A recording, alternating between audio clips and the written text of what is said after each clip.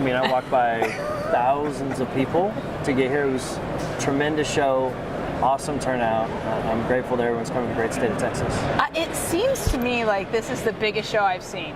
I mean, yes. and it doesn't feel like the biggest. I mean, I've been doing it when it was NRCA, now it's IRE. I've been doing this for 29. This is my 29th show. Nice. So I know we're gonna get the old timer award here, but it's it's a great show, and I don't think I've ever seen it this big. At least with booths. I haven't been out in the crowds yet because I've been in here, but it's crazy. How's it going for Gibraltar and for Airbend? Yes, it's going real well. I always get excited to be part of this show because there's a good chance to visit with roofing contractors who stop by the booth and talk about maybe some projects they're working on. And I like seeing them in person. Yeah, that's what I love. It feels like coming home, doesn't it? Yes, it does. I know. It does. Okay, 3 booths. 3 booths, that's right. And the XTV. That's right. So that's right, and a big concert And too. a big concert. And a big concert. How's yeah, it going so far? You know, it's really great. So to your point, there was a tough time getting into the facility today, but it's big. I've been coming not quite for 29 years, but 20 years. There you are. And so I'll tell you, I've seen it big, I've seen it small, and this one's really, it's blown the doors off, so we're really excited. Yeah. Really excited about it. So many people. I mean, well, and I just have to throw in there too, National Women in Roofing Day on Sunday was 500 we've incredible. probably said that 10 times already on our live You should be proud of that. But It's a big we're deal. proud of It's a it. big deal. 500 women, that's and men. It was both. So it was crazy. So how's it going over at LP? You guys, with the Cruz brothers. Yeah, and we've got a huge space. We started last year was our first year here, and what's the siding company doing at IRE? You know, we found roofers are really diversifying and they're getting into siding. Yeah. So we dipped our toes in last year. It went really well. Yeah. So we tripled down.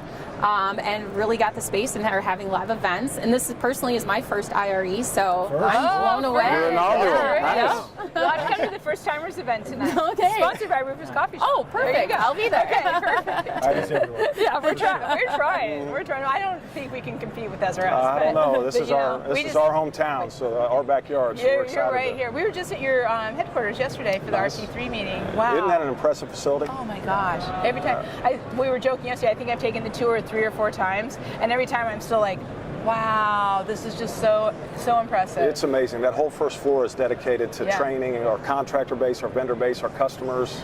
It's just really an amazing facility. It's really cool. So, okay, let's get into some of the meat here. We want to talk a little bit about what do you see trending in 2023. And so I'm going to start actually over here, Angie, with you, just because what you said is what we've been seeing too with LP on Roofers Coffee Shop, kind of the same thing, right? Why do you have a siding company on the Roofers Coffee Shop? Right. Because so many roofing companies are doing the full exteriors, including siding. So what are some of the trends you're seeing that way for the industry? Well, we definitely need labor like everybody else. So this is helping diversify that. Some of these roofers are, getting into becoming siding installers, so that helps. Yeah. But as far as, actual siding trends, we're seeing a lot of dark colors. We're getting really rich highlights and stuff like that. And then we're also seeing a very modern look. Everybody wants smooth and the panel and channel and doing that modern aesthetic. So LP can offer all those different combinations, and so we're starting to see a lot of uptick out of it and giving some of the other guys a little run for their money. So I like it. And when you think about going back with COVID, right, that everyone just is so refocused on their home, right? We've done tons on our home. I think everybody's looking at that because, like, if I get stuck here again, I want it to be nice. We're not going to get stuck again. Exactly. But, so are you seeing kind of that growth too, just on a lot more home improvement going on and the contractors are busier? Yes, we just spoke to a guy from South Dakota, and he said January, February, and March have been their busiest contracting year so far. They just cannot believe how much business they have. And it's people that have been in their homes for a while. They know that interest rates aren't going to go down. They have tons of value in their house. They're going to stay, so why not make it look good? And, with a durable product that they're going to do it one time and it's done, it's not a hard sell. So that's what we're hearing. I think we need to, well, besides this media, because we are kind of media, but all the other media, we shouldn't listen to them anymore because I think they're trying to, tell us that things aren't going to be great, but that's all I'm hearing too. Is overall not 100%, but pretty good. What are you seeing trending in the industry? Well, we are seeing some pretty good results in the first quarter for sure. But 2021 and 2022 was a sonic boom as it relates to all building products and building materials. And so when you had somebody coming in to do your roof, they're always asking, hey, do you have a person that can do the siding, can do the window, those kinds of things. And so that product diversification is a pretty big deal. Yeah. We've done it in our business beyond roofing, windows, siding, from the foundation to the fence line. But we see diversification as the way to grow for the future for sure. Yeah, your other divisions for pools and landscaping, I've been working with some of the folks from Heritage. It's impressive. It's special. We've been in the landscape business for about 4 years now. We've been in the pool business now for about a year. Yeah. And so as you think through the COVID environment where everybody was working from home, they want to look at a beautiful house, beautiful siding and windows. They want to have their sprinklers working, those kinds of things. Yeah. And so now we see some of that trend with some folks still staying at home, work from home. Right. We're seeing that continue. So pretty bullish about that side of the business. Yeah, that's good. Paul, what kind of trends are you seeing out there? I mean, you are at seminars all over the country. You're talking to so many people. What's the buzz? The buzz is most homes today continue to have subpar attic ventilation. But by our research, it's like 75% of today's attics are incorrectly vented. Yeah. The good news is we can correct that. We, the industry, can correct that when you get a new roof, address the ventilation. But that remains an opportunity, a positive opportunity to improve the attic ventilation. Well, and I think it kind of goes with what we're talking about, right? That trend of taking care of your home, having it safe and healthy. Yes. I mean, if you don't have good ventilation, you have an unsafe home. Yes. Right? And it's going to deteriorate. It affects indoor air quality for the occupants of the house, the longevity of the roof, energy savings. So there's an opportunity. This is a trend where there's an opportunity for the residential roofing contractor to do a lot. Jason, you have your fingers in so many things. What are you seeing? So I think there's two big things that I see out there. One is sustainability. For the last decade, it's been a carrot for the most part, and now here comes the stick. Yeah. It's my prediction that we're going to see sustainability codified, either in some sort of carbon form, but there's going to be codes related to sustainability standards, not just a marketing concept or something you can promote. Someone gave an analogy. Said they used to wear a green tie, and now it's a green suit. Okay. You have to really live it and be it. You just can't talk about it. The other trend I see coming is embracing the Latino community. Yes. Kudos to SRS. You guys have hit it out of the park, and I've told just about everybody that. Julissa is a rock star over there. But it's Julissa's getting all the support that she really needs, and the whole Par Latino push embodies not giving lip service to the Latino community, but actually embracing the Latino community.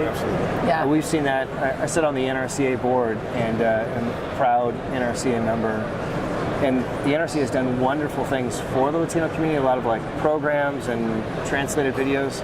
But when you go to the website, there's no pathway in Spanish to actually get and unlock all these tools that are actually there in Spanish, because the website's in English. Yeah. They use email rather than text message. Mm-hmm. We were working with the IRE, and they were gracious enough and kind enough to give us a free pass so we could start inviting crews, and I felt so honored that they were willing to embrace the community. But then you send them a link, and it's 11 pages in English. You have to put in a credit card, and you have to spend $1 to get your free pass.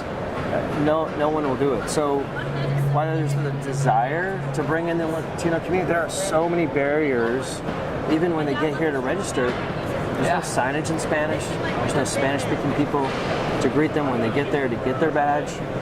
So and it's overwhelming. I know the NRCA and the IRE have doubled down to say, hey, we need to do more. Right. You throw out these kind of buzzwords of accommodations and things. Right? If somebody was disabled, we do whatever we need to do to put ramps or elevators. Yeah. What are we really doing to make accommodations for the Latino community to really, they're more than 50% of the total workforce here, I'm certain. On the statistic exactly, but I'm sure it's more than half. I would say it's Yeah. more than half would be my guess as well. What are we doing to actually bring them to this show, to this event, to unlock all this stuff for them? They've been in the shadows for far too long. Yeah. But I think just as the trends of National Women in Roofing, all about inclusion things, what about our Latino friends that actually work in the industry as well? Right.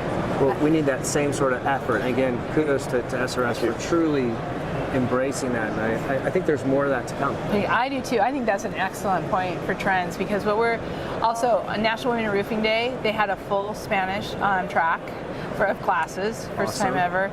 The website is can be translated into multiple languages. Rivers Coffee Shop is translatable into, or just pick the button for Spanish and French and English, but we need to be doing all of those things across the board and continue to work through that. I also think that when we really are looking at growing the workforce, there shouldn't be anybody off the table. I mean, we got to be including everybody, women, Latino community, Black community, you name it. And so there's so much that, and it's happening. I think that's a great trend, Jason. I'm seeing it very much. Okay, so what are some of the highlights? So, I mean, I know we're talking about the trends and the kind of things, but I'm also really interested in what are some of the highlights that you're seeing this year that just kind of give you all kinds of positives of where the industry's going, where we're at. Jason, let's start with you. COVID changed a lot of things for a lot of people. I would never Zoom with a roofing contractor. Yeah. But I have like 5 Zoom meetings a day now. Well, I still travel a lot.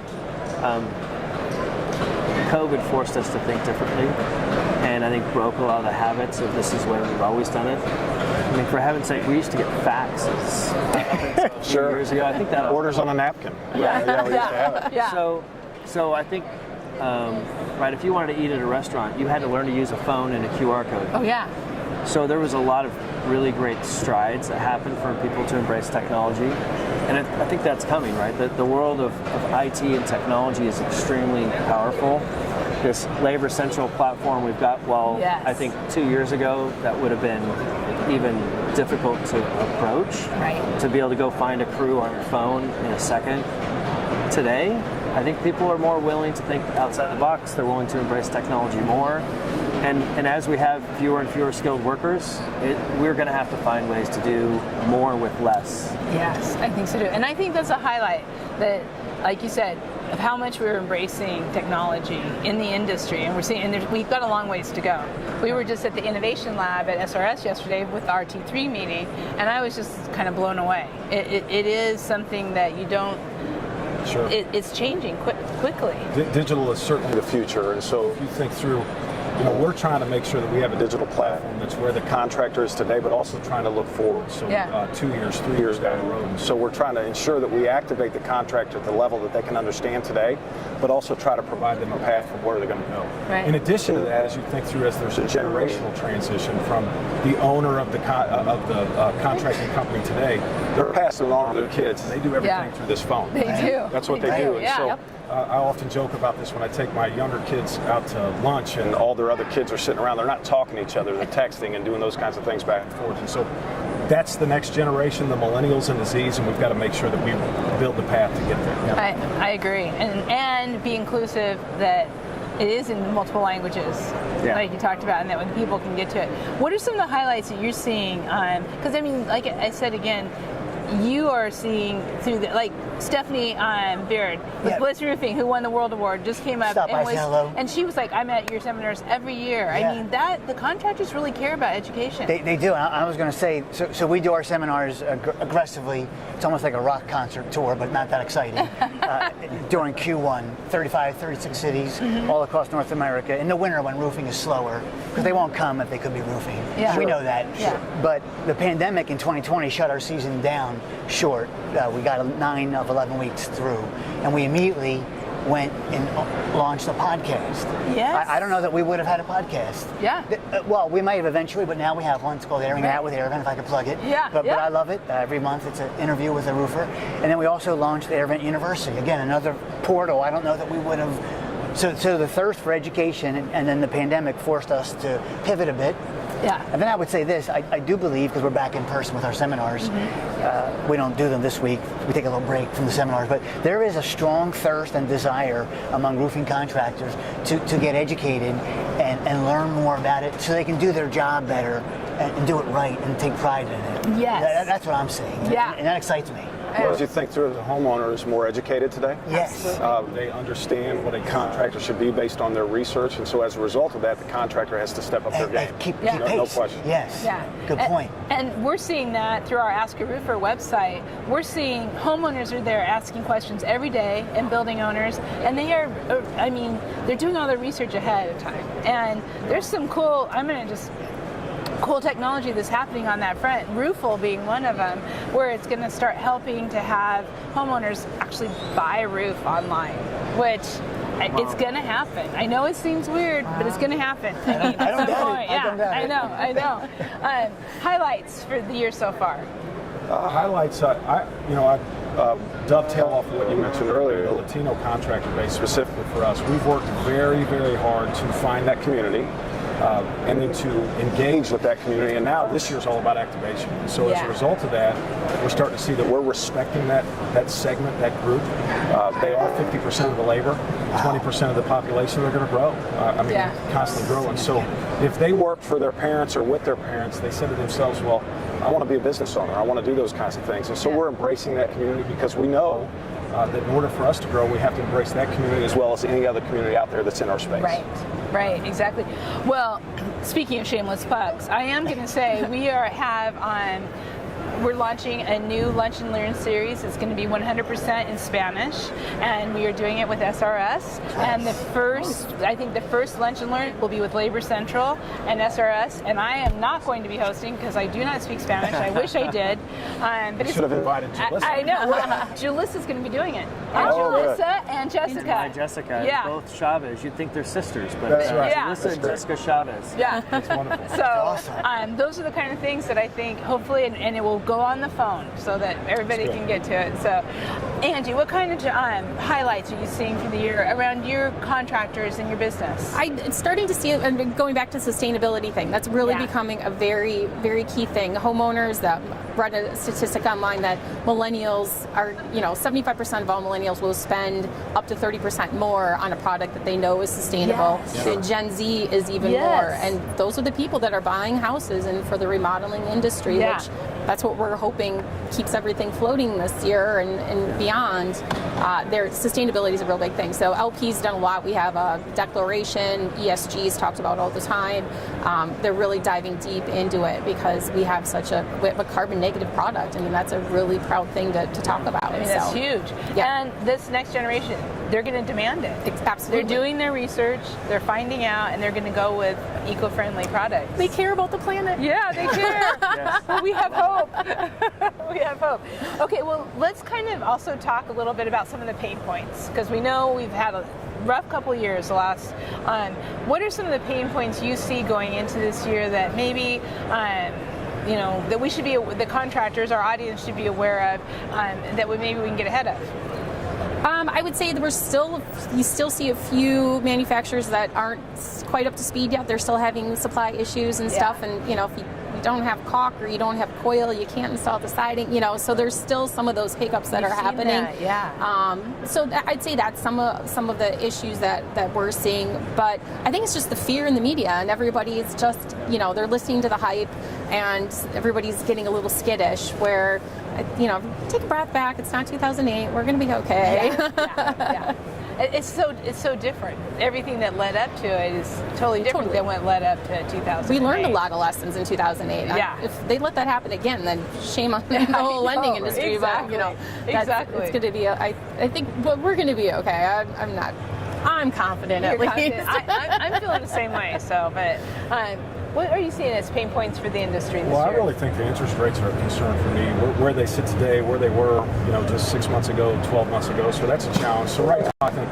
But if you think back to when, I bought my first home, it was 7.5%, 8%. So where it currently sits today is not too difficult. But some folks are sitting on some money, sitting in the sidelines, and that interest rates affects not just the housing, but cars and other things that you might try to finance. So I'm cautiously optimistic about the year.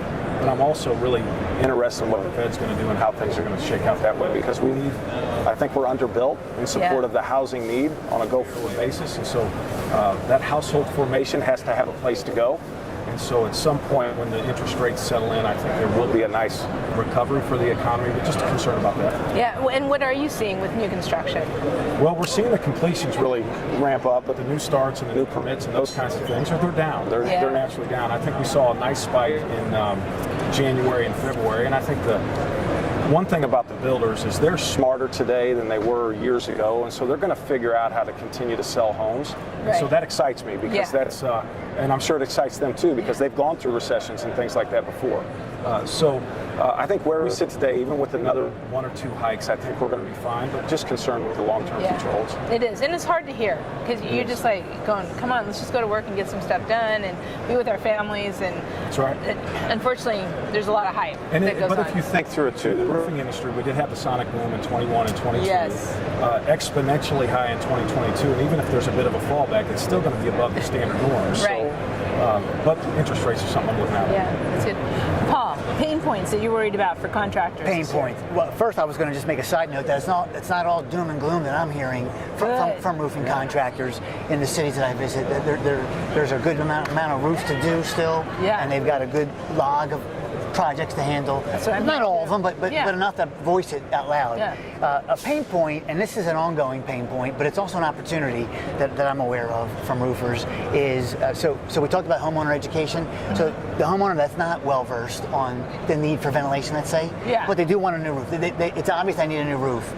And they have 3 bids on the kitchen table. 2 of them don't bring up proper attic ventilation, but 1 does. And of course, it's probably a little bit of a higher price.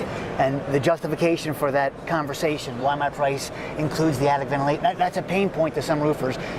Most quality roofers can explain it. Right. But it frustrates them that 2 of the 3 aren't bringing it up. And he has to hurdle that, overcome that hurdle. So it's a pain point, but we try and give him guidance on how to overcome that. Stand out. Stand out from those other 2 bids. Yes. So I was going to say that. And then these online tools that we were talking about, that helps.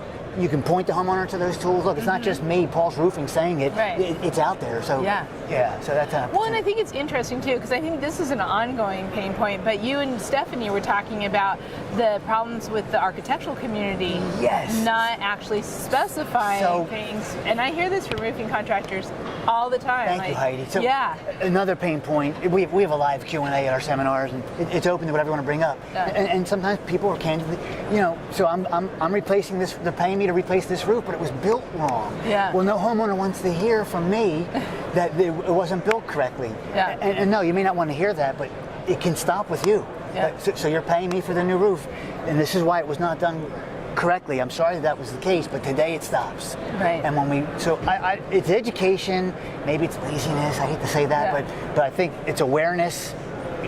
I think we need to do more online. Yes. Get the communities together. Builders, But the re-roof contractor can stop it. And fix it. Yes. I know, it was really interesting. Jason, what do you see? Well, as I've got more involved with the NRCA, being on the board, and then participating in Roofing Day. Roofing Day had 3 topics. If you boil down the 3 topics, they all ended with labor, and labor. Just different ways in which they were approaching labor. And while Roofing Day is therapeutic, because you can go and you can talk to your constituents, and we should do it, it's the needed thing to do, it's not productive. In the sense of Ted Cruz and I sat in a meeting, and for him to say, we're not going to address this labor issue, this immigration issue, for 3 or 4 election cycles, that was one of the more honest answers we got from some of the politicians. But if we're looking to Washington to fix these labor issues, we're going to be waiting a really long time. We need to do it. I think the deficit numbers right now, I think we have 35,000 people retiring and only 10,000 new people coming in. So that's a compounding deficit of 25,000 laborers. That's just in roofing. Right. That doesn't include siding, windows, HVAC, everything else. Everything. Right? So it's a huge compounding gap to fill. And I think we need to look at some technology. So I'm delighted that I think Labor Central is timed perfectly now, where you still have to do the other stuff. We need trade schools. We need a resurgence in the trades. We need women in trades. We need Right. everybody in trades. Yeah, we right? need everybody in trades. We need university curriculum. We need all those things to happen, but Yeah. that's the long game, right? Right. And so, what do you do in the short term? Well, try and make the existing labor force more productive.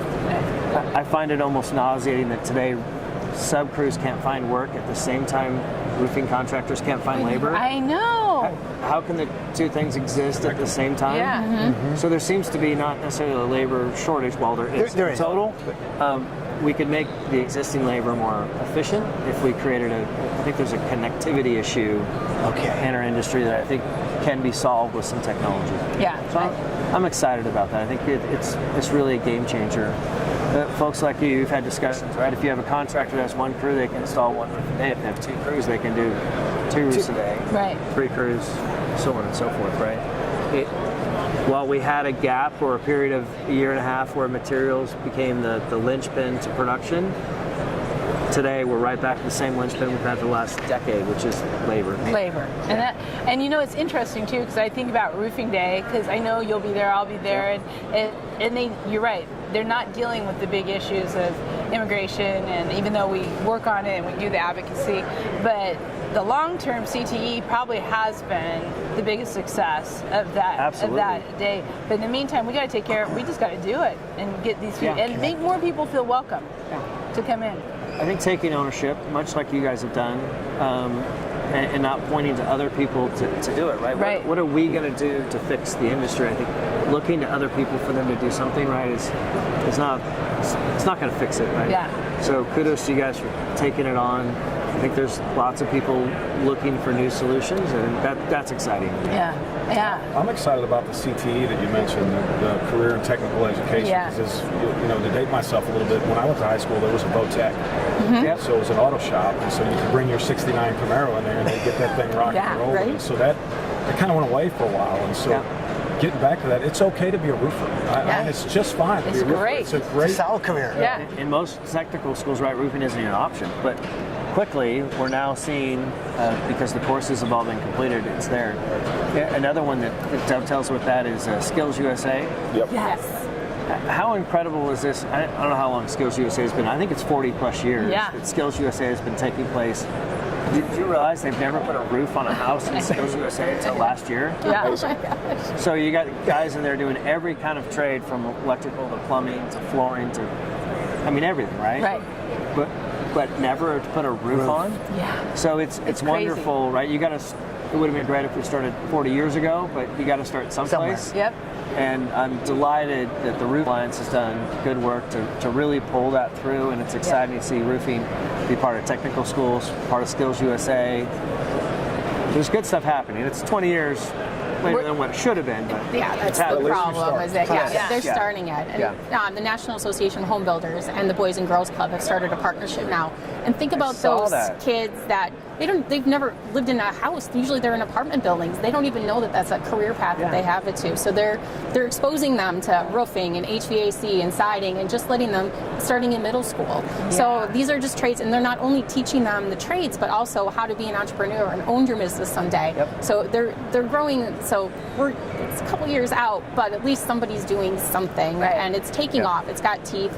Madison was the first one, and because of that partnership, we've got places like Albuquerque and other places across the U.S. that are teaming up with their Boys and Girls Club and starting that. So I think there is a real disconnect. I mean, the crews, like you said, crews are looking for work, and contractors are looking for crews, but yet they neither one are finding it. I'm seeing the same thing with a lot of young people who are coming out of college or out of vocational school or out of high school who think, I can't find a job. And I'm like, are you kidding me? Right. There are so many jobs. Right. I know.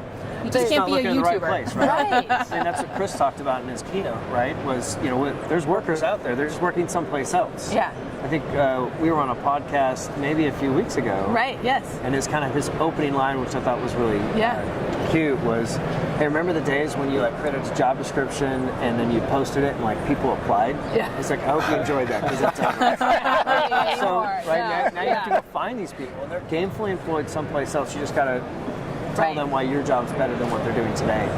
And the trades has that, right? Yeah. The trades has a better job than Starbucks. The trades has a better job than you working at the gym. It pays better. The quality of life is better. You're actually doing something impactful with your hands. Yeah. I mean, roofing, right? Safe and dry, all the kind of cool stuff that we do in roofing. It's pretty neat. It's a supply and demand thing too. You know, there's not enough supply to fulfill the demand. So if you think about it, they're going to get paid more too if they do those. I mean, because if you have less people wanting to do the hard work to get a roof on, then it's they're going to get paid more. Right. Sorry.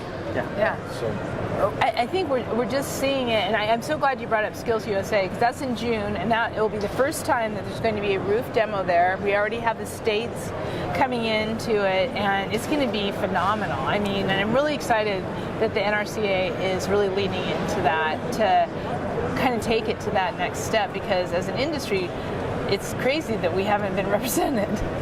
So shameless plug, IB Roof Systems has people at the NRCA booth right now demonstrating the Skills USA course, pro certification course. Yeah. To try and show people that this is how we do it, this is the test, this is the curriculum, so people can see and visualize. I think it's scary because it's unknown. Oh my goodness, there's a test. Yeah, it's a deck. It's 8x8. Yeah. There's a corner wall. There's a pipe. There's a curb. It's pretty simple. And so we have people over there now that are actually demonstrating that all day long. That's great. That's great. And you've done all kinds of pro certification certification days for people to come to your facilities, right? Yeah, I feel like one of the things in roofing, Reed Ribble really started it with a big push that we need to be a credentialed industry, and I agree with that. Right today, it's mostly plumbers and electricians, and there has been no individual credentials. So the NRC has done great things with pro certifications, where it's not a company certification, and your company doesn't even have to belong to the NRCA, but you can become a pro cert foreman, which has a heavy lean on safety and makes these guys smarter, and it's in English and Spanish. Or you can do 2 disciplines in low slope roofing, thermosets and thermoplastics, where you take an online course in English or Spanish, and then go to a qualified assessor that will actually test your skills. And you get a card. It's got a QR code on it. You can scan it, see when you took your oral exam or your practical exam, when you took the written exam. It's good for 3 years. And it would be incredible if we could get our industry to adopt this to where someone shows up and says, I'm a roofer. Like, what kind of roofer are you? This kind of roofer? Or this kind of roofer? And no, I'm a card-carrying standing seam contractor or pro-certified shingle guy or tile guy, and they can actually show a card. And there's so much pride that comes with that in our industry that I don't think has really ever existed before. They don't know. You know, I have to share this just real quick story. But we on Coffee Conversations 2 or 3 weeks ago, we had the Gen Z takeover. So we had a number of Gen Zs on the show, and this young man from Parleton Roofing out of New Mexico was 24, and when he introduced himself, he said, I am a pro certified installer in TPO, and he was so proud of it, and I was just like, oh, there's a Gen Z. So, you know, it's making a lot of difference. Are you seeing, I mean, in siding, I know we're talking a lot about roofing, but in siding, are you seeing the same things with labor? Oh, absolutely. And it's kind of making us excited that roofers are starting to look at siding. So it's kind of opening up a little bit more of the labor pool. But it's just a matter of training them. You know, it's totally different. So we have field techs that, LP has field techs that are out across the country. We keep adding them all the time. It's a requirement that they're bilingual in order to get a job with LP. Nice.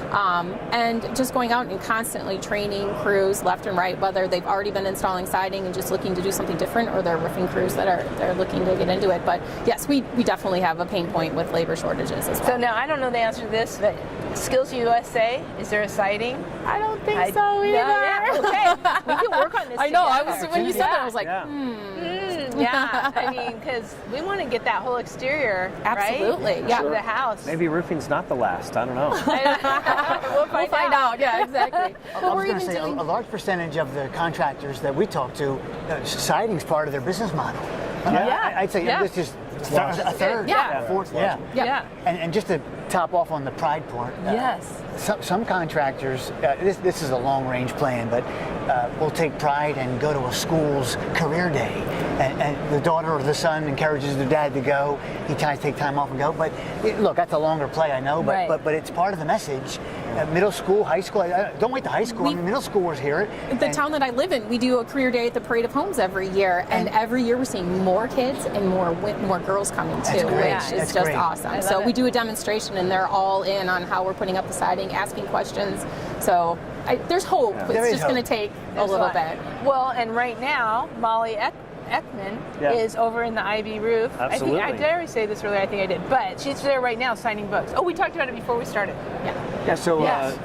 so Molly has an ad agency. She works in the home building industry, but followed a story that happened in Sandy, Utah, where a group of women got together and built a house with only women tradespeople, and then they wrote a children's book on it called "The House She Built," and it's turned into this amazing phenomenon now that's kind of sweeping the country. I think we were her first book signing last year, and since then she has gone off the charts, and crazy successful, crazy popular children's book, just celebrating specifically women in trades.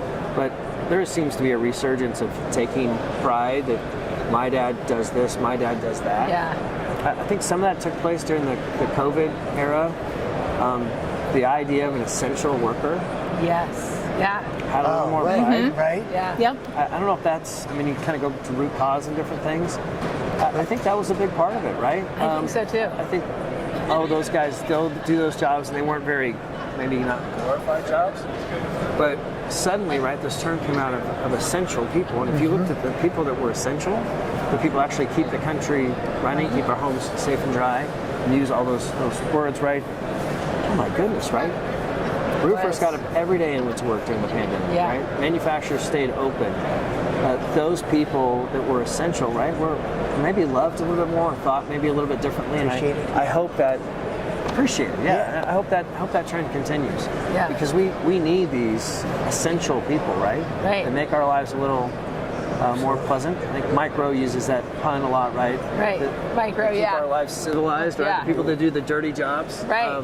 So that we can live the lives we live today. I always say there's not going to be an app. You can't develop an app to put a roof on. You know, No. you're going to Yeah. need physical labor to do it, and Right. we can't. As Heavy much as stuff. we wanted, technology is great, and we're doing amazing things with it, but unless we get a whole bunch of robots up on our roof installing shingles, it's Not in not our going to lifetime. happen. Right. You bring up a good point. I've been doing this for 20 years, and so, in the first few years that I was here, everybody's like, hey, we're just a roofer. We're just this, As I think through that and you start talking about the essential worker, I'm proud to be in this industry. Right. I mean, it is an So true. amazing Badge of industry. honor. It is. And when you fly out of an airport and you fly over all those rooftops and all that Yeah. opportunity, and everybody's got to keep their primary investment covered, safe, dry, warm. Yeah. So I was always, I was never one of those that said, I'm just in roofing. I'm in roofing. Yeah. I'm proud of it. This is a Yeah, great, I mean, it's an great industry. incredible industry. And so now, to that point, I never really tied the essential worker piece, but now that's I like given us that. a sense Yeah, of thank pride you. with where we are. Yeah. That's a good connection. That's a good connection.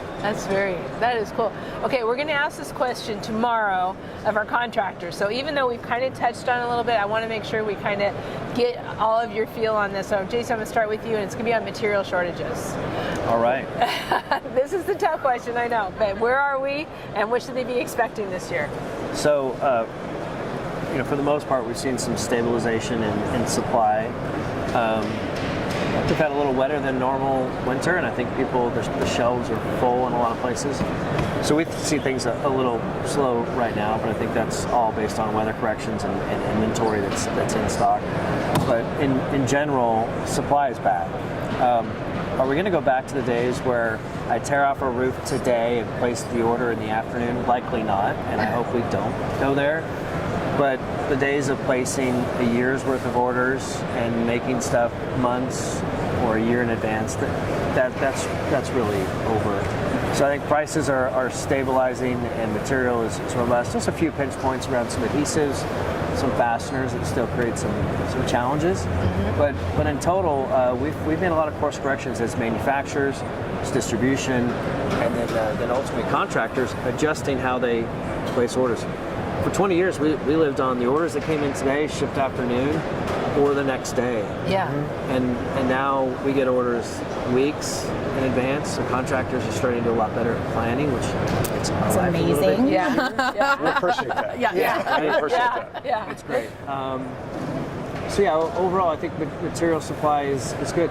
I am really concerned about the overwhelming amount of consolidation. I think Holcim, with their robust application or acquisitions, has raised the eyebrows of a lot of people to say, wow, I mean, deploying $6 billion in capital and acquiring as many companies as they did in a short period of time is alarming to some folks, but I think it actually underscores a bigger challenge.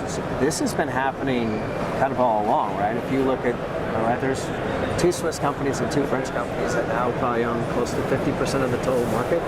Wow. And while Holcim happened kind of in a short period of time, the rest has happened kind of every quarter, right? There's another acquisition.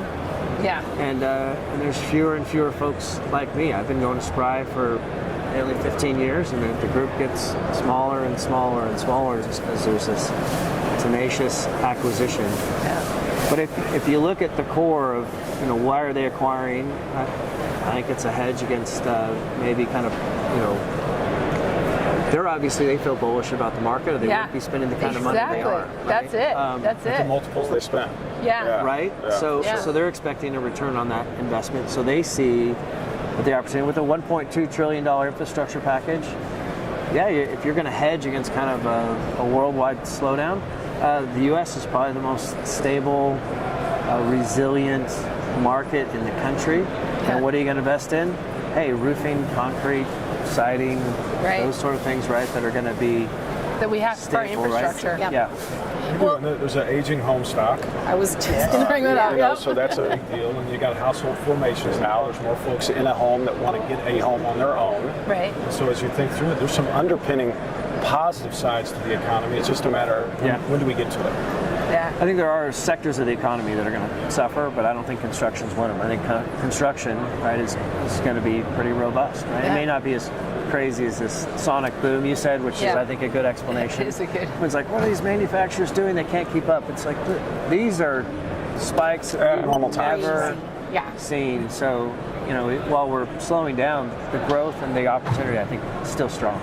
Yeah. You bring up a good point, though, with the weather. I think it's been pretty difficult in the Midwest, and especially out west in California. Man. The Florida. snow and the rain has been crazy. East Coast too. Yeah. East Coast Yeah. as well. And they've been actually running pretty good because they've had a lighter winter, and it seems like that's been really running between the East Coast and down to Florida. But as you think through it, I think the material availability is probably coming back online. They're getting a little time to build up some material. But we'll see how it goes here when things do break loose, because that Midwest has been under a lot of weather for quite some time, and California hasn't had this kind of weather in 20 years. I mean, maybe more. Yeah. It's, I just want to follow up on that too. I mean, for all of you that, when I first started in roofing, every contractor had a warehouse. They had their own warehouses, and they were stocking their warehouses, and then They had a yard, so they to had a speak. yard, right? They They're had a all yard. on, yeah. In the last 10 years or so, it's very much just in time, right? I'm just going to call my distributor, and I'm going to have it delivered, and we're right there. Where do you see us at now? Because I can tell you, a lot of contractors got warehouses and yards over the last 2 years. Do you see it kind of like with COVID, the hybrid between in-person and digital? Is it going to be the same way with the warehouses and the just-in-time, or what's some of your thoughts? Well, in any time things are erratic, right? The pendulum kind of swings. And there are literally contractors that bought an old Kmart building and filled it with materials, right? Yeah.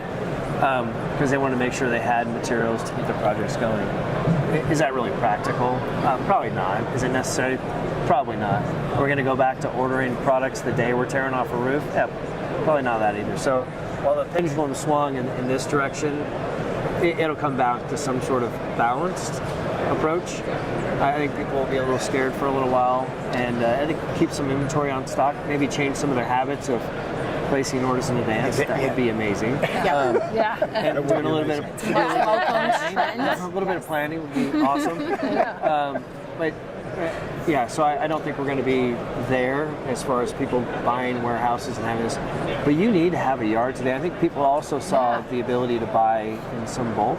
We spend a lot of money on freight in this country, and LTL freight, the advent of Amazon and other stuff is problematic. They used to like heavy dense freight to fill their trucks. They don't want heavy dense freight anymore. They can fill it with packages for days. So roofing material products and other things that used to move LTL have challenges now. So if you're a contractor and you got a small yard, you can buy in bulk. You're gonna benefit. You're gonna plan in advance, order jobs. Yeah. So, Paul, what are you seeing on it on the metal side?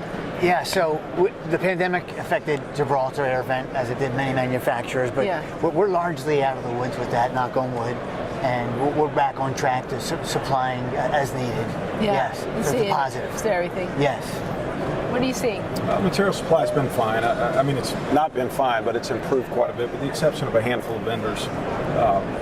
We have been able to purchase the material that we need to get to our contractors. But to your point, the pendulum is swinging. I think there is going to be used to be just in time, and all the supply chain across the world was turned upside down. And so as a result of that, you saw warehouses being purchased where they put all the material in. But I do think that emergency stock need, they don't want to get caught behind, and there's always the parts and pieces that a contractor is always going to need. And so I do think, to your point, the pendulum's going to swing back and may not go all the way back to where it's all just in time, but some of the parts and pieces have emergency stock. Yeah, it seems like that middle ground is where it's going to be hitting. What are you seeing on the siding side? I was going to say, from the supply? manufacturing side, I think the whole pandemic made them realize that, we got to have alternatives to some of our steady Eddie things. So I think a lot more manufacturers are looking at different alternative ingredients for their products, or how they source even the containers that they put their product in, to make sure that they don't get caught with their pants down again if something like this happens again. So I think, if anything, that's helped with that end of it. We'll see, there's always that trend, let's find out if that really works once it gets out in the real world. So there might be some of those hiccups, but I think that helps a lot. The pendulum swings and it goes back and forth. And I do want to kind of make sure we tap in on the mergers too, because Jason, I thought that was a really good point. And I'd love to hear, Angie, we're seeing a lot of private equity buying roofing companies and roll-ups. We're also seeing it, obviously, we see it in distribution, and we're seeing it in manufacturing a lot. What are you seeing on the siding side of the world? The siding side of the world, again, mergers and acquisitions have always happened. CertainTeed and, Cornerstone and all those guys buying up some of the smaller ones when it comes to vinyl siding especially. We're one of the only engineered wood siding products out there, so, we'll see a couple little competitors pop up once in a while. But really, fiber cement is our main competitor, and they can go after each other all they want. It's perfectly fine by me. I love it. What are you seeing through all of that with the mergers and acquisitions of maybe separate out the contractors, what you're hearing from them, and then just the overall growth? Seeing it. We're seeing private equity find the contractor base themselves, but the life expectancy of a lot of the contractors is like an NFL running back. It's 3 to 5 years, so it's always tough too. And then when you try to merge all those different contractor businesses, a lot of those businesses are built on the personality or the persona that is that roofing contractor. So when you try to blend those two together, I'm anticipating it will work at some level, but to have a great roofing contracting business on your own that you've built and you have pride in, I think at the end of the day is going to win out. It's really interesting, and I was thinking this when you were talking about manufacturers. When I first started in the 90s, we were in the exact same thing was happening. There were all these acquisitions going on. Companies that I was competing against are now gone. Elk and US Intech and names that people probably don't even know anymore. And it's interesting because I feel like that's how it feels now. And I didn't feel that as much in between, but it's that same kind of just a lot of acquisitions. And at the same time, to your point, that's when a lot of the roll-ups also happen with contractors. And I have people call all the time and they're like, so, we want to roll up all these contractors. And I'm like, well, they're kind of cowboys. They can be. Yeah. And they built wonderful, great businesses. Yes. It's tough when you get a couple cowboys in a room and they have a great business. Yeah. So, it is really interesting. And Gibraltar has been very active. Yes. And you're part of coming all together. Yeah, so the division, Air Vent's owned by Gibraltar. We're part of building accessories division, 7 different businesses, and Yeah. QAP in Michigan was one of our most recent acquisitions. And there's opportunities. I think corporate's always looking for possibilities to expand. One thing I wanted to just backtrack on about contractors, I'm hearing and witnessing contractors. So someone will leave a company and branch out and start his or her own, and I mean her, women too, starting their own businesses, their own roofing contractor company. And that's a compliment to the company they left because they got some base knowledge and they can start their own company. So I am seeing that firsthand. That's encouraging. We actually they had classes during National Women in Roofing Day just for women-owned businesses, and so the owners were all talking. It was great. It was really interesting. Yes. Yeah. So I don't want to be the guy that's not for acquisitions. Because I've seen specifically what you guys have done with acquiring some, what I would call a smaller distributor that is antiquated, doesn't necessarily have good, robust systems. And you guys have an amazing mousetrap, right? So you can come in and take a company that's maybe operating not very efficiently, onboard them, and do an incredible job, and make what was once a relatively inefficient distribution house fold into your system, and you guys do a tremendous job at it. Where I get a little nervous, right, is when you get this kind of overwhelming consolidation in manufacturing. Becomes at what point is there It's like a monopoly. 5 or 6 companies that control the entire industry? I mean, we're a small roofing manufacturer, and to say that you're a $100 million company, and to say you're small, I mean, most of our competitors are multi-billion-dollar competitors, and most of them aren't in this country, right? There's 2 Swiss and 2 French companies that own a large part. So even at $100 million, right, the barrier to entry in this market is becoming more and more challenging. And not only the barrier to entry, but the ability to sustain and thrive in a market with a lot of multi-billion-dollar players. Yeah. So I'm concerned, right? Does the roofing industry get stifled as you move to these large conglomerates, or maybe it creates innovation? I'm never a doomsdayer. I'm always an optimist. Needs arise. So IB Roof Systems is enjoying wonderful growth potential right now. Whenever there's acquisitions or disruption in the marketplace, right? There's a lot of crumbs that fall, and these are big companies. They drop big crumbs, and so we're happy to pick them up and grow. And then also fill needs, right? As C-Plast buys or GAF bought C-Plast. Okay, that was a highly specified product. Right. Maybe some of those specifiers want to look for something else to specify. As Sika, while they acquired Sarnafil 10 years ago, now that Brian Whalen's gone, that acquisition is actually really coming to fruition. Some people bought Sarnafil because of Brian. And will they continue to buy Sarnafil now that it's really Sika? And so there are opportunities that smaller manufacturers like us key in on and pick up. So while on one side it scares me a little bit, right? Disruption always creates opportunity, and I think that's great. Well, and I have to tell you, if you look out at this trade show floor, there are a lot of booths, and there's a lot of companies, and I've seen some great innovation, to your point, some great innovations that are out there too. I just had a gentleman come by with the Ridge Pro. I don't know if you've seen the Ridge Pro, but it is an amazing safety tool that makes it easy and safe, and I'm just so inspired by the entrepreneurs and the inventors who are out there. We have gentlemen across from our booth down that way that with Skyrise, and then you can put decks, go into your roof with the. Cool. That looked really cool, didn't it? I know. So there's a lot of really great stuff here. We're kind of trying to find those things, and so to your point, I think that, and that's what I saw after the 90s, is that then all these new companies came out of the woodwork because they saw opportunity, because people like to work. There's an opening. There's a space there. So.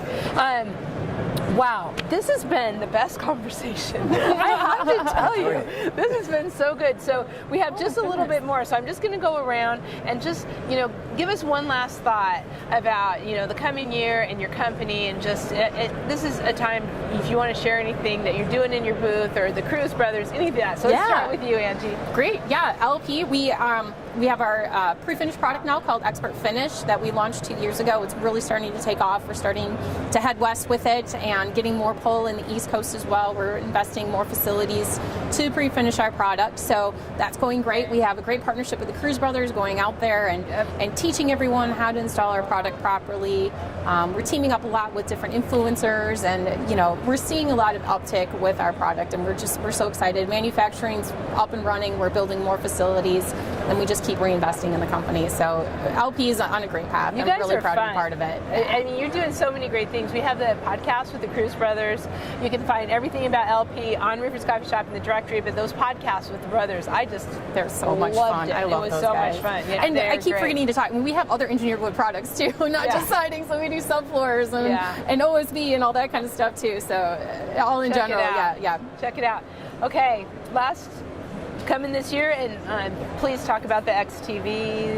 We'll talk about the XTV, which is fun. So the XTV is certainly something that when I was a competitor against SRS was always hard to compete with, because that XTV would go around to different sporting events and always have a beer and a brat for our contractor base, which was pretty fun. And so we've now expanded our fleet to 2.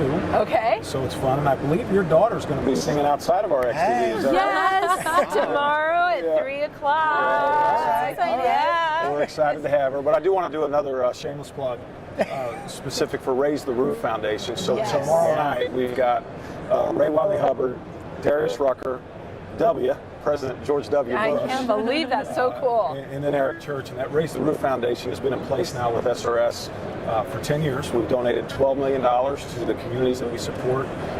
That whole real roofing, diversity, inclusion, I mean, it's phenomenal. It's a worthwhile organization that donates to worthwhile causes. Yeah. And so to donate into that space, the veteran space and all that, it's just a big benefit for our industry. It is so great. That's awesome. Okay, Paul, what do you have coming up this year? Well, I was just going to say, so we're in week 9 of our 12-week tour of seminars, and back in 1998, we started doing these seminars, and I was part of it since day one, and I love them. If you've ever been to an air vent seminar and you're at the show, stop by at the booth, say hello, and we do have our... I've never been to one. Please come. Okay, Please come. and I'll go with Stephanie in Portland. We're also going to do 2 virtual seminars. They're not as exciting as in person, but... I might want to go hang with I was going to say that, Stephanie. the pandemic actually caused us to offer virtual. And we have our smokehouse in the booth, which shows the importance of both intake and exhaust. I love it. I love it. A little visual demonstration. So good. Jason. So I'm mostly excited about trying to solve this labor problem in the industry. Yes. You and I have known each other for nearly 20 some years, and I have a big heart for these guys on the roof. I started on a roof when I was 13 years old. Wow. So you want to see me get up on a roof and cry. It's 110 on a rooftop in Texas, and watching these guys work. It's incredible. So. If my legacy in this industry can be trying to address that, right, coming up with meaningful solutions to try and make these guys' lives a little easier, not only that goes to Labor Central and trying to find ways to find these guys work and connect people in the industry. It's bigger than that. It's bringing these people out of the shadows and bringing them to the show. It's getting them the education both in safety and product installation knowledge. And then that even flows into what we do at IB Roof Systems, right? We're in an industry that's moving to more and more commodities all the time, and they move to things that are, I would call, manufacturing-centric, things that are easy to manufacture in large scale. I want to keep what we're doing, which is manufacturing what I call contractor-centric products. Right? Products that are easy for the contractor to install. Yeah. Their job is hard enough. Right. It's difficult enough with challenges with safety and just the outdoor elements. Mm-hmm. Make products these guys don't have to struggle to weld. Make products that are easy for them to finish. Make products that are really focused on making the contractor's life easier out there. Yes. Rather than just throughput, big wide sheets. What can we make bigger and faster and cheaper? Which is, I think we lose people in this industry. We take people that, right, it's already hard to find labor. if we get manufacturers to refocus and double down on trying to make products that actually make the crew's lives easier, Yep. I think we'll be more successful. So I'm excited about that. I love that. Awesome, yeah. I think that's great. Thank you all. This is you, Heidi. having us. Thank yeah, you. this has been amazing, and thank you for watching. Yeah, thank you for being part of this coffee conversation live from the soundstage, sponsored by SRS, who we just are. Yeah, thank you so much. It's so great. We appreciate you all. We're going to have the same conversation tomorrow with 4 roofing contractors. So join us 1 o'clock tomorrow. We're going to hear the same questions and see how well the answers match up. It'll be very interesting. Yes. So thank you so much. We're back with more live interviews here all day, all week. And if you are here, please stop by and see these folks at their booths. They're easy to find, and it's just great. And of course, you can find information about all of this on Coffee Conversations. Roofers Coffee Shop